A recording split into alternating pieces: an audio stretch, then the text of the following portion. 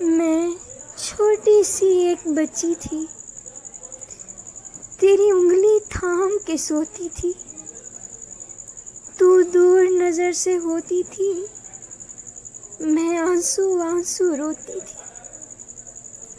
خوابوں کا ایک روشن بستہ تو روز مجھے پہناتی تھی، جب ڈرتی تھی میں راتوں کو تو اپنے ساتھ سلاتی تھی۔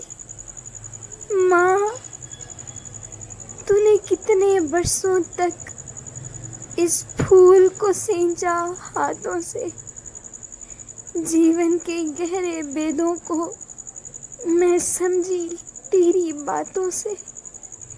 ماں، میں تیری یاد کے تکیے پر اب بھی رات کو سوتی ہوں۔ ماں، میں ایک چھوٹی سی بچی ہوں، تیری یاد میں اب بھی روتی ہوں۔